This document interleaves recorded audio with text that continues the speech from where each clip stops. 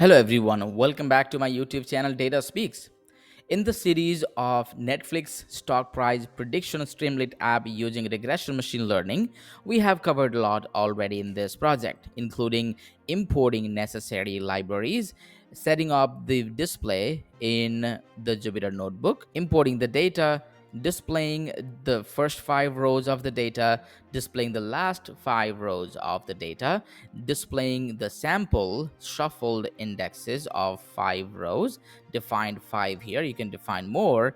We have looked at the shape of the data. We have looked at the information about the data, including how many number of rows we have and columns, how many non-missing rows we have in our data out of all of the rows that we have, or entire of the rows, and what column has what data type. We have looked at that as well, and also how many number of float type of data columns we have, how many number of integer data type columns we have, an object data type column, and how much of the memory this notebook is consuming right now of your computer. Let's continue the next step and let's straight dive into much more advanced exploratory data analysis, feature engineering, and at the end, machine learning that will help you to predict the stock price of Netflix, and we will do that into the Streamlit web application.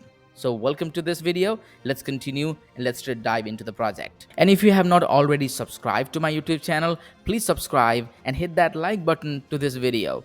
And also, please do not forget to check other videos in my YouTube channel. That's going to add a lot of value on your learning journey to data science, machine learning, artificial intelligence, and web application development, along with the business intelligence reporting.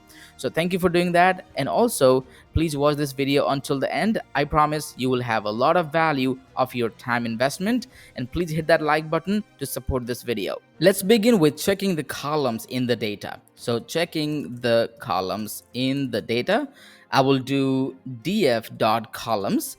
That will print. So this will print the column names. Okay.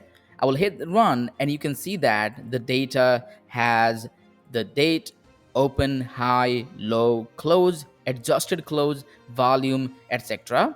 And this specific set of data is in object type of data because all of these are text types. Let's check what column has what data type. df.dtypes, and you will be able to see what column has what data type. Look at this. Date column has object data type. Open column has float data type. High column has float data type as well. Low float, close float, adjusted close float, and volume integer. Here, our column names look not quite understandable and readable for those people who are not very familiar already with the stock market conditions. So to do that, we will rename our columns. Rename comes with, we'll call df dot rename and define a column. Inside the column variable, you have to set up your original column name with the replacement column name into the key and value pair format. Original name, replacement name separated by this colon, and you have to ensure you have the comma after the end of each column, original and replaced names. And you have to say in place equals true so that you don't have to define another data frame while replacing the column names. Instead of earlier, you can see earlier we had date, open, high, low, close, adjusted close, and volume. Now we have explained columns, much more understandable column names here into our data. Let's quickly check how does our data look like, so we can print not only head but also define the number of rows that you want to display over here. In our data, we have a trading day column. We mentioned about the feature engineering in the beginning, so let's name this being the feature engineering section here. I want to create few additional column, few additional feature out of this trading day column. df trading day, that's going to be sort of, first of all, convert our object type of data. So if you look at the data type, date is object type data. we first of all need to convert that to the datetime format. Once you do that, you can extract the year component of the data from the trading day column. Look at this. We have a year, we have a month, we have a day. And these days are some of those weekdays. We can extract the weekday name and also weekday number. And all of these things we will do as part of our feature engineering. So you can call df year. So you will be creating new column with your column name being year. And from trading day, the entire date format, and we'll call dt component of datetime library, and then we'll call year so that we can only extract year out of this trading day column. Well, likewise, in the same way, we'll extract the month from this, the January, February, March, April, and so on, and we'll extract day. So what day of the month that is, also the day name, the weekday name, Monday, Tuesday, Wednesday, Thursday, etc. Most of these are the trading days. And we'll also check the week number. So week number in the sense for the year, what week number it is. Here we're calling dt.iso calendar, and we're saying .week to extract the week numbers from 1 to 52. Let's run this. You can see we have the trading day date column and date column. Then we have the year, we have a month, so 2018, and we have a month that is February or the second month. We have a day, and then we have the Monday, Tuesday, Wednesday, Thursday, and so on, and the week numbers. So this day, February 5th, was the 6th week in the year. You want to see more representative data, you can always do that, sample some additional rows so that you can look at more valuable information. For example, you are pulling the 52nd week of the year, last week of the year, December month, and the day 28, that's the last week of the year. Here, 20th week, 51st week, look at this, December 14th, the 51st week, 45th week, 35th week. These will be very, very valuable to understand the stock trend and then capture those relationship of those numerical columns and predict what's going to be the next day's stock price based on the weekly trend, monthly trend, week number wise trend, day wise trend, etc. This is going to be really, really powerful exploratory data analysis and understanding the data to accurately predict the stock price. Now, once we have all of those trading days extracted, the year, month, day, week number, you probably do not need this trading day column, but let's keep it here for now. We don't have so many columns, so we can utilize this at some point, at some capacity.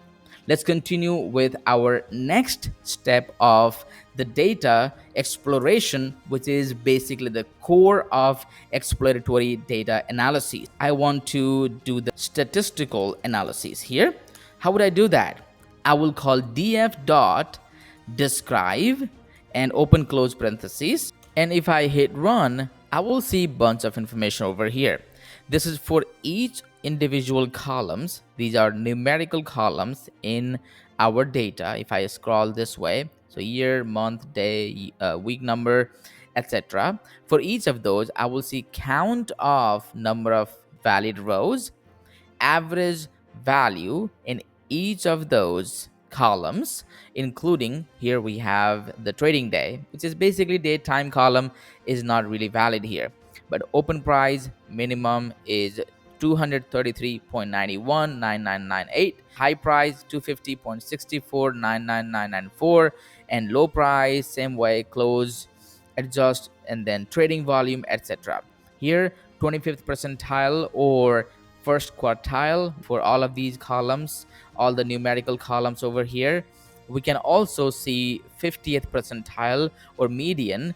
Occasionally it is compared with a mean, because if the mean is much higher than median, we usually consider that specific numerical column has outlier value. For example, this one, look at the high price median to be 383 and high price average or mean to be 425, which is influenced by this high or maximum number. Minimum looks to be 250, maximum looks to be 700, which is there are a bunch of outlier values towards the maximum. And in standard deviation, that tells how much of the spread of the values are from the mean. So likewise, we can see for all of these numerical columns and have the solid statistical understanding about our data, which is a crucial part of our exploratory data analysis to understand and build the strong foundation of understanding of the data. Let's straight dive into the next component of exploratory data analysis, statistical distribution of the categorical data. So earlier here we have done for the numerical columns, and now we can do for the categorical column. To do that, you have to say df.describe include equals, you can say object. So if you say include object or exclude number, then you will see the statistical description of categorical data. As of now, our categorical data is weekday. So weekday here in our data set, we have said the day name. That includes Monday, Tuesday, Wednesday, Thursday, and so on. That is what is our categorical data. We have all valid rows in that column. There are unique 5 weekdays. So Monday through Friday, Saturday, Sunday are non-trading days. And most of the trading has happened on Tuesday, which is 207 instances out of 1009 total unique trading records. So that is how you can understand the categorical distribution of a categorical type of data. The next thing we want to do is check if we have any missing value in our data set. To do that, what you have to say is df, that is our data set, dot is null. So I'm saying if there is any null values, and then if there is, then please sum them up, the count of those missing or null values for each column. Please sum and show me count by each individual column. That looks like to be no missing value in this data set. We have all 0 across all the columns into our data. Next, you can check for the data quality is checking if you have duplicate values in the data set. To do that, what you have to do is say df.duplicated, and then you can say .sum. That will show you if there is any duplicate rows. Looks like we don't have any duplicate rows into our data. I want to check what is the daily average volume for Monday, Tuesday, Wednesday, Thursday, etc. To do that, I will say df.group by the weekday column. So I want to group the data by the weekday.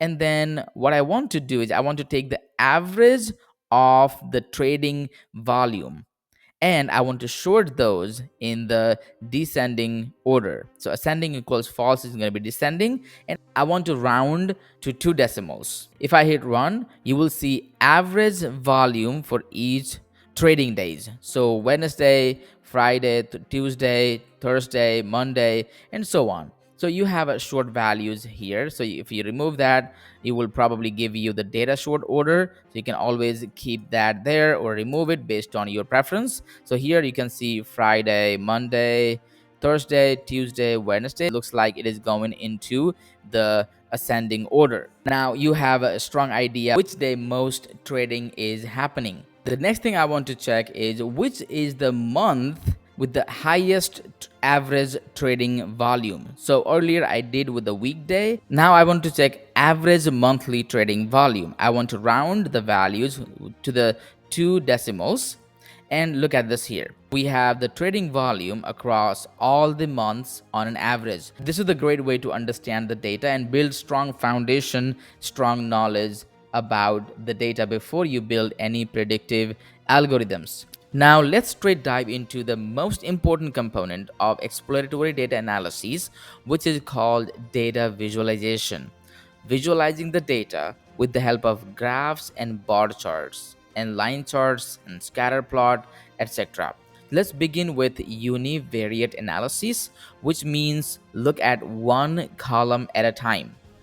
We will dynamically design a function which will help us to write a code one time and reuse it again and again with very minimal line of code to visualize each individual columns in a specific way. Here we'll visualize our data with line chart and histogram. So here we're defining a function that begins with def. I have explained in detail how function definition works in my other video in a YouTube channel in Data Science Intermediate. Please do not forget to check those videos.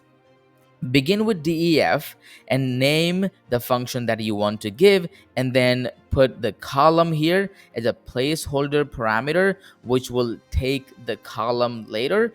And then I would say plt.figure. Here I want to design what size of the figure we want. So for example, here 14 vertically and 6 horizontal shape of the data.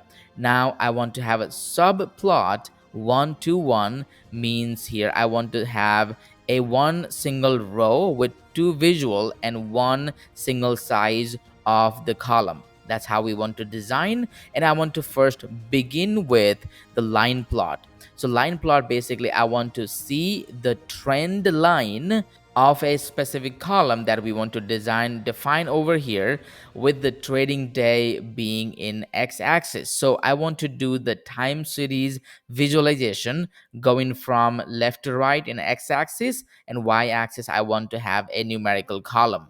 Then I want to give a specific title to the visualization. So I want to say whatever the column name is over time. For example, high price over time, low price over time, average price over time, etc. Here I want to give the label to the x-axis, I want to give the label to the y-axis with a y label, and I want to have the tick marks in the axis to be rotated to 45 degrees.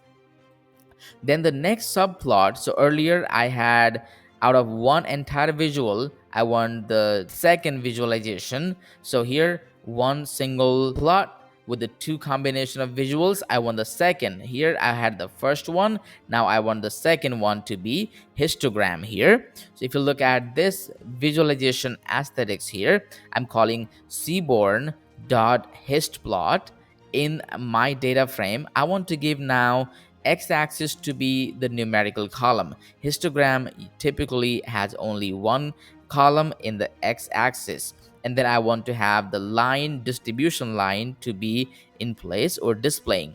Then I want to give the title of the histogram. I want to say distribution of average price, open price, close price, high price, low price, etc. Then I want to have the X label, the label of the histogram to be same as the column name, and Y label to be the frequency. So histogram will show me the frequency at the specific position in the x-axis. Now I want to have diagram to be of tight layout, and I want to show the visualization. So this function will help us to actually build the visualization very effectively and be able to just call the function once it is defined and have the visualization in place.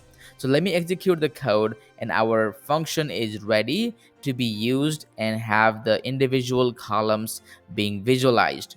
I will begin with the very first column, which is going to be the open price. Call the function plot line histogram, and I would give the name of the column open price. If I hit run, you will see here price over time. First of all, I have the line chart. That's what I defined here.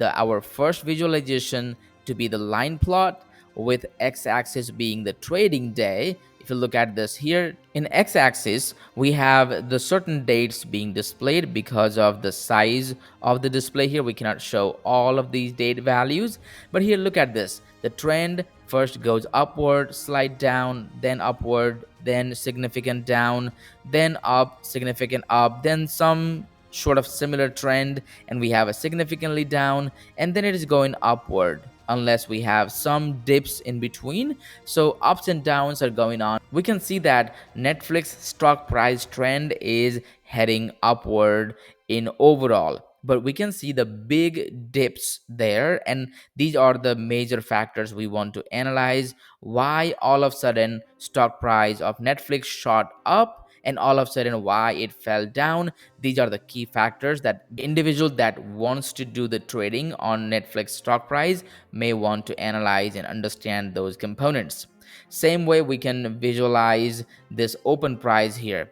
Over 200 of the instances opened around 375, and some days we have just a few instances like over 25 instances where we had open price close to 500, not exactly yet 500, maybe 480 or somewhere. And we can see those instances, and this is the bimodal distribution for open price. Same way I want to visualize is close price. Even close price has the similar trend as open price. Some ups and some dips, some rise, some dips, and in exactly similar trend.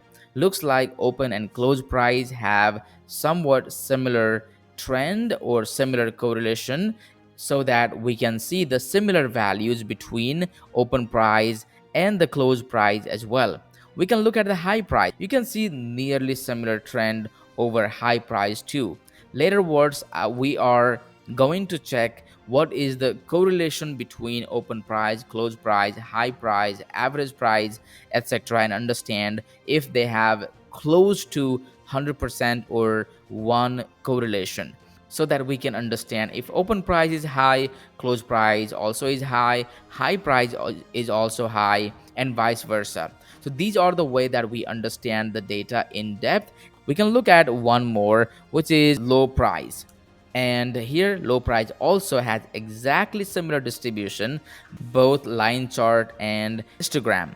So these all of these visualizations show similar trend on open, close, low, high price all over the board. Let's see how does the trading volume look like here with the help of plot line histogram. And if I would define column name equals trading volume, I would be able to see how does the trading volume fluctuate. Look at this here.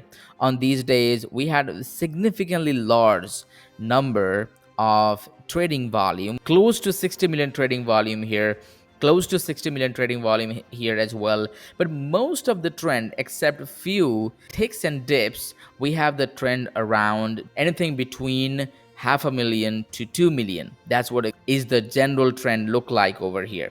And you can see that into the trading volume, the most frequent volume are somewhere 5 million to 20 million, and rest others are very few instances where we have over 30 million of trading volume. So this is what is the significant way of understanding the data. And if we have to do something about the outliers and we have to treat the data accordingly, we can then decide either we want to do some outlier detection or we are good with this what we have right now. In our recent visualization here, we have seen that low price, high price, and close price, open price, all of these show the similar trend.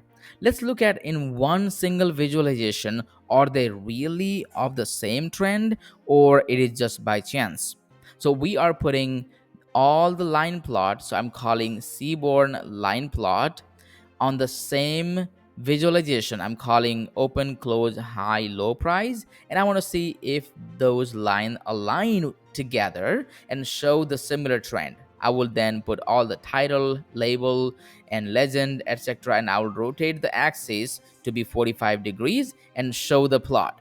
So look at this here, how beautiful visualization it is. And most of these high price sometime have gone a little bit higher, but the close price and open price and the low price almost they are on the similar trend.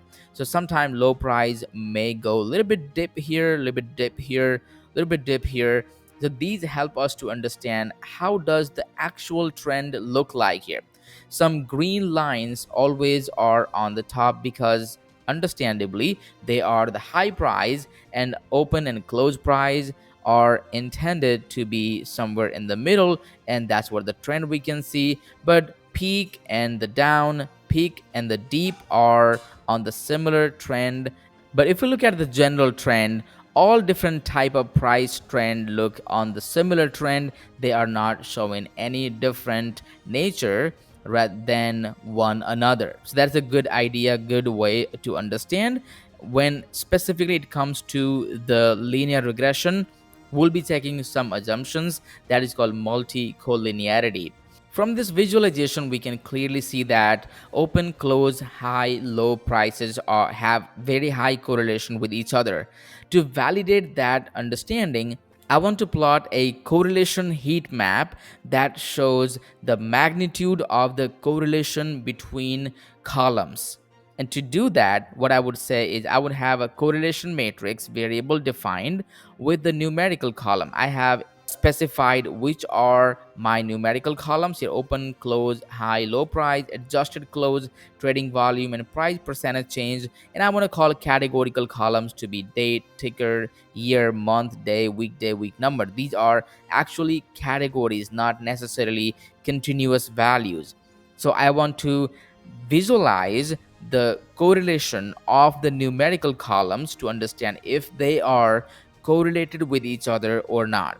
To do that, what I'm calling here data frame, and for all of these numerical columns here, I want to see the correlation, and then I want to plot that correlation matrix into the correlation heat map. So in Seaborn library, we have SNS, the Seaborn library dot heat map. So that heat map will help us to visualize the correlation into the heat maps. And I'm just putting some aesthetics here. I want to show the numbers in 2 decimals, and I want to give some title, then visualize the data. If I hit run here, then I will be able to see the correlation heat map that shows how much correlation one column has with another column. And this is part of the bivariate and multivariate analysis to understand the correlation of one column with the rest of the column and rest of the columns with one column.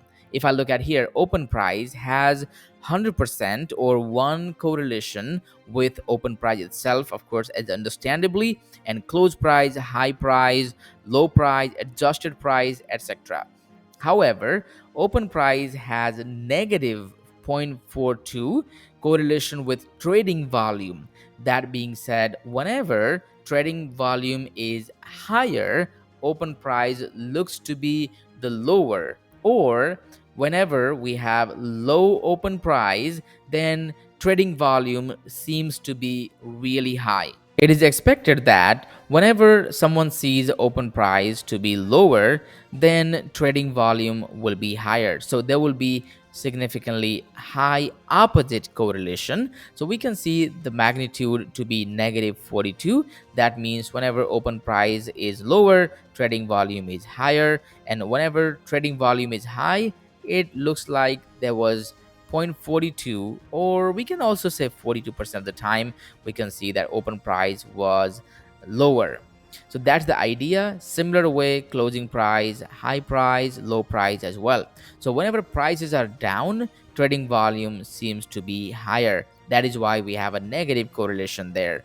But when we see the price change percentage, so whenever we have the open, close, high, low price and adjusted close, we have some negative and some positive correlation, but that doesn't look to be significantly higher. It is close to zero. So this is ignorable correlation between price change percentage against open, close, high, low price and adjusted price. This is how we can see how one column is correlated with another or all the rest of the columns in the data. As part of the exploratory data analysis, one last thing I want to show you is the scatter plot of 2 numerical variables. Here, one numerical variable we have is the close price and open price. Earlier, we have seen that there is a strong positive correlation between open price and close price, which is 100% or 1. And with the help of scatter plot, we'll be able to see if that is any true. So we can see most of the cases, or most of the time, we can see whenever open price is increasing, close price also is increasing. We can see that higher the open price, higher the close price as well. That means whenever Netflix stock was started high, closed also in high price, in except just a few outlier or anomaly situation. This is how we can look at the relationship between the one numerical column to another numerical column, and we can understand how they are associated with each other. So this is all on our quick exploratory data analysis, and we have understood visually how these column values are related with each other and what trend they are showing. In the next video, we will do regression machine learning on this data set and predict the stock price for the future. Thank you for watching until last, and if you have not already subscribed to my YouTube channel, please subscribe and hit the like button in the video, and stay tuned for the next video. Thank you. I'll see you in the next video.